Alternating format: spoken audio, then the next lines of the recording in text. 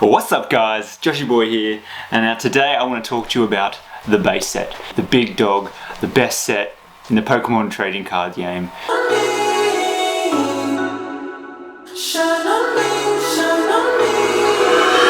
been going out of my head, I've been waiting.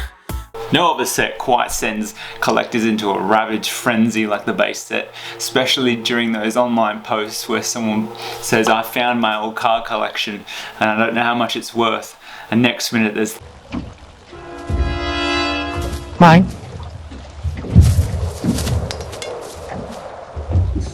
Okay, don't make any sudden moves. It's just so funny to watch for me. I always click on them and scroll down through the comments, having a bit of a chuckle as thousands of people have written PM. Now I think the base set is important because it really defines all the cards going forward for me and all the sets going forward. I really enjoy collecting the Wizard of the Coast sets, which are those first sets created by the company Wizard of the Coast before Nintendo took the rights of making the cards back off them later on in the mid 2000s or early 2000s. And I just like the artwork more. I think the basic cards are quite simple and old school, like very vintage looking now, and then some of the later Wizard of the Coast cards had meaner looking Pokemon. They've kind of got, like, some of them in my opinion in the later cards have got a bit softer and a bit more cartoony and less serious, I guess is a good way to describe it, but that's just my opinion. I know some newer cards look really mean and cool as well, so don't get me wrong, I don't know, I just have a really good attachment to it, and I think it really stems from the fact that my age group grew up collecting these specific cards and knowing these generation of Pokemon. Now that we're older, it's kind of like true in a sense that saying that we've kind of evolved with the cards, and when we were kids we couldn't really afford to collect them. Our parents would buy them for us, but we never could go out and collect them as fiercely as you can now, because now we're older,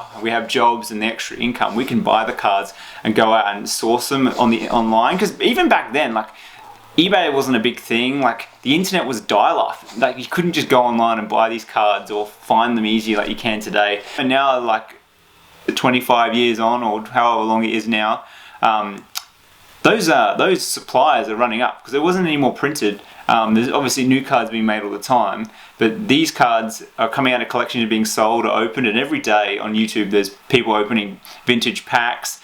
So that population is always constantly decreasing, which is only going to bring up the value of these cards, which is another cool aspect for collecting Pokemon cards these days. And yeah, the population is going to keep decreasing until there's essentially only a few left, still sealed packets of vintage cards, first editions and base set Pokemon cards, and then they're all going to be in collections out and deteriorating over time unless they're well protected, which I talk about in another video, which you can go check out anytime. And yeah, it's just fascinating to see it unfold, and yeah, I like going along for the ride, and I'm trying to aim to get my own collection sorted, and then possibly some sealed products if I can make enough money to buy them, because at the moment the price keeps jumping so radically and getting bigger and bigger. It's going to be harder and harder to actually be able to get your hands on some of these, and it's becoming a bit unreasonable in my mind to be able to buy like a box or a booster box or even some packs now, especially first edition ones. They're just so expensive. In my mind it's saying, Josh, you're spending 10 grand or whatever we'd want to spend 10 grand on a box and essentially just some cardboard, and like it doesn't really click for most people. Anyway, let's crack on. So for you veterans out there, you'll recognise already these packs up here. This particular pack, for you nostalgia phobes out there, that is an unlimited base set booster pack. You remember these for the people that collected them back in the day. The foil, and I've got a little sleeve on it, but there's the back of it. Wizards of the Coast created these cards starting in 1995, and yeah, they're quite old now and quite hard to come by.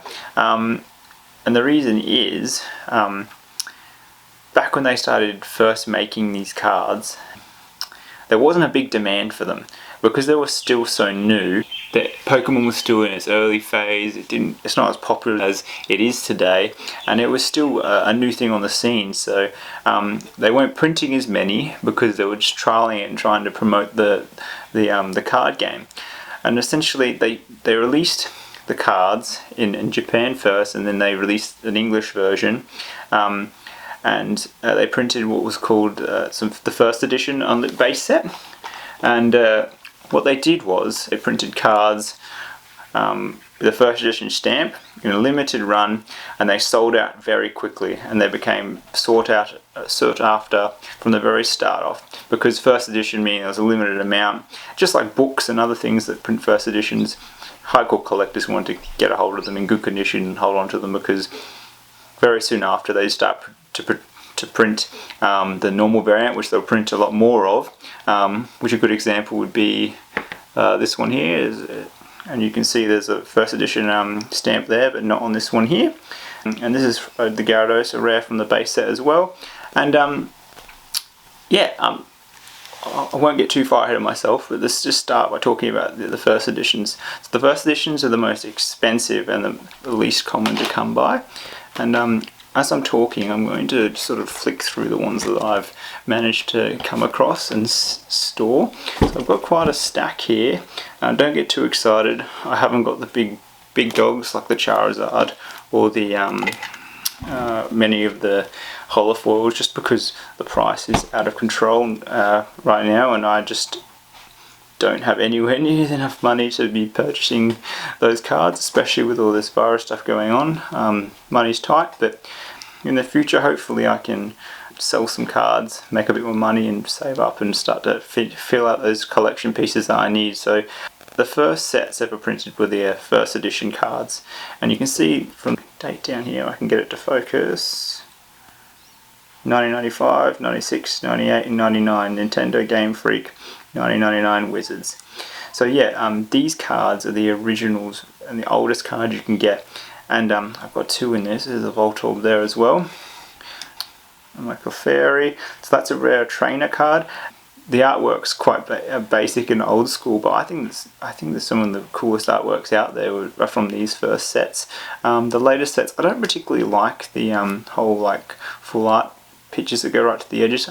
I don't know, I think I'm just a bit old-fashioned now, showing me age, but yeah, I particularly like the artworks in these cards. And yeah, they printed this for a short period, and then they moved on to what they were going to do, which was the unlimited sets. And what actually happened was, at the start of this video I said there was 4 sets of cards that they made for the base set. They actually stopped printing. All they did was they stopped printing the first edition stamp on the cards and released more once these sold out in limited. And you can see the stamp's gone. But what I'll point out now is they printed another batch just without that stamp before they changed the cards for a third time. They printed for a while what now is referred to as the shadowless edition. So they removed the stamp, but if you see up on this right hand edge, there's no shadow beside the box, which doesn't make the box have a 3D effect or look. And what they did was they printed this for a while and decided that it wasn't enough impact from the pictures itself. They wanted to make it pop a bit more, so what they did was they stopped printing again for a little bit, and then they started printing cards with this edge. You can see the shadow edge there, and this is what's now referred to as the unlimited set, which is the most numerous and which is the least expensive to buy. Even though it's still old and still holds quite a bit of value and nostalgia for people, that is the most common set you can get. And this is where you can get caught out on eBay, because people will be passing these off with the shadow as first edition cards, and they're definitely not, and they're definitely not worth as much money as the first edition cards. The easiest way to obviously tell is look for this stamp, because first edition cards will have this stamp. For trainer cards in future sets, the stamp probably won't be there. It'll probably be up in the top right corner. Just depends. Just look around. If it's got that stamp and it's in a common place for where it should be for the cards, always check, because there's a lot of fakes out there. Look for this stamp, and that's a first edition. Same with these packs. I think I already told this story before. I actually bought this thinking it was first edition when I was naive buying my first pack, but there's actually a first edition stamp right there on these packs, and these will probably, a first edition pack like this will probably cost you close to 1,500, $2,000, depending on whether it's been weighed, but that's a whole nother story, and I don't want to go into that just yet. So essentially, let's go through that again. So there's the first edition cards. There's the shadowless, so if someone says it's a shadowless card, look to the side there. If there's no shadow on that shadow like there is on this one, that's a shadowless card. And they're actually worth a bit more than the unlimited set because there's a limited amount of these and a limited amount of these, and then unlimited amount of these, not unlimited but a lot more, which is why it's the unlimited set. And then there's a fourth set, and it's called the fourth print because it was actually printed a bit later. And the only way to tell that on the card is to look down here, and you need to check and see the dates on it. And essentially the dates, instead of saying that, will say 1999 to 2000, and these were released outside of North America in English version. So Australia had the fourth print sets. You just need to check there, and it could be worth a little bit more money because there's a little bit less of them compared to this particular unlimited set. So they're the 4 runs of these sets, and now I said I was going to share more of these cards, so I'm going to flick through them a bit quicker.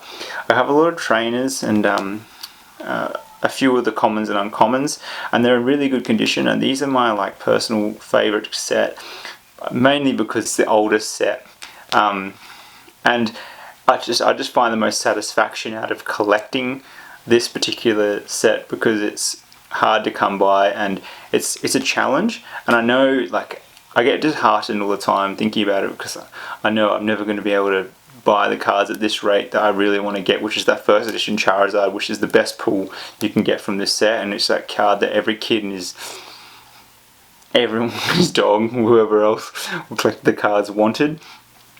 And right now, like, I can go online and find out how much the Charizard card, a PSA 10, a graded 10 of this card of a Charizard or a Blastoise is going for over 1,500, 2,000. You could, sorry, 10s are probably even more than that.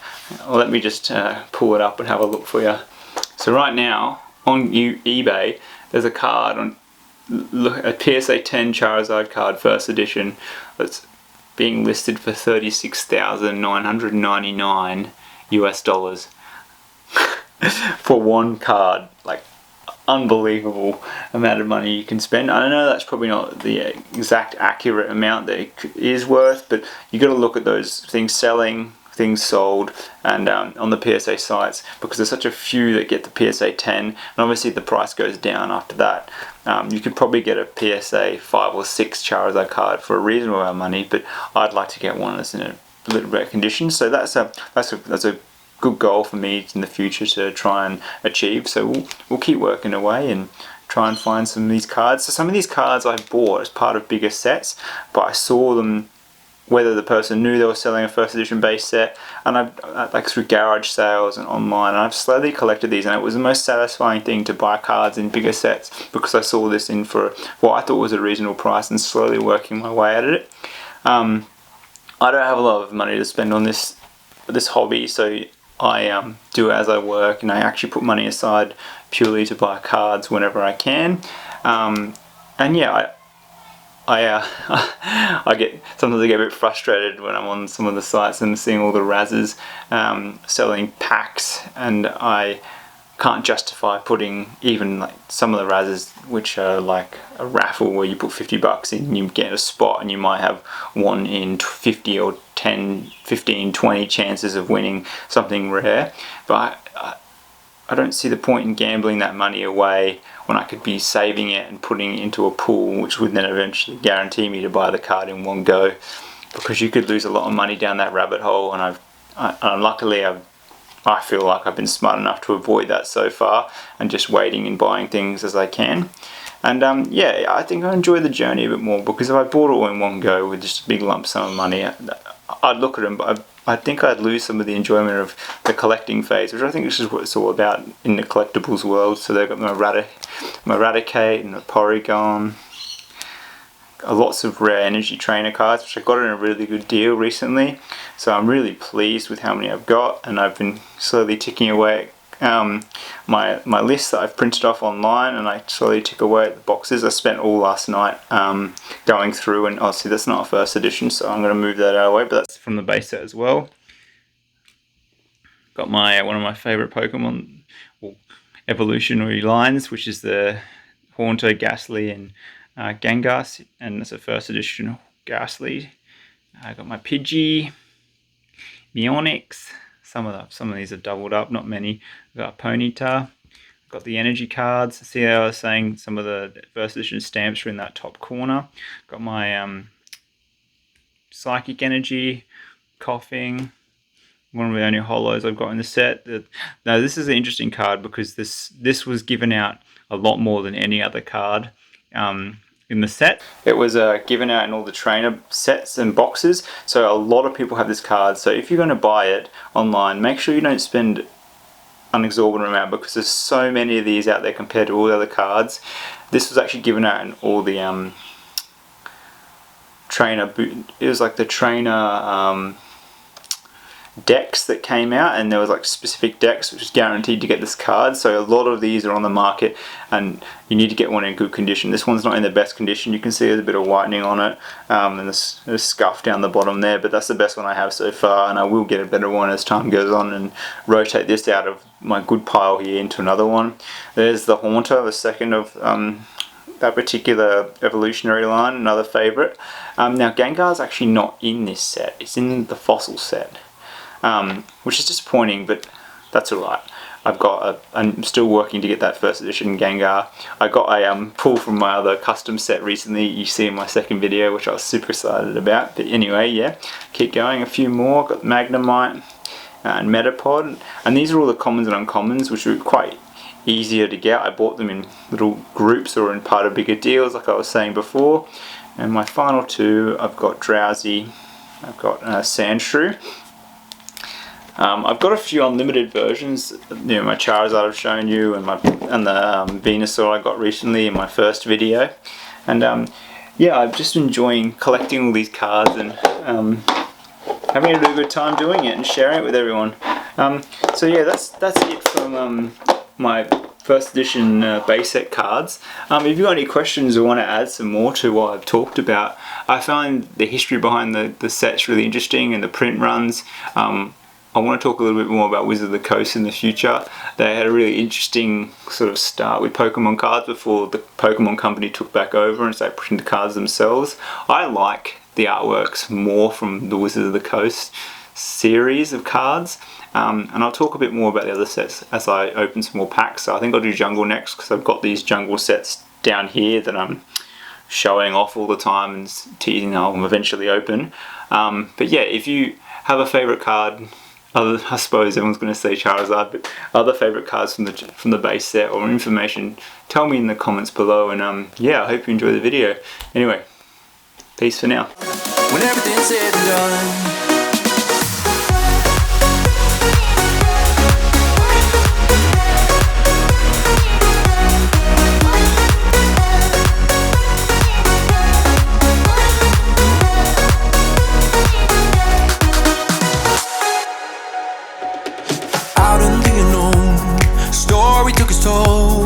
thought I would have grown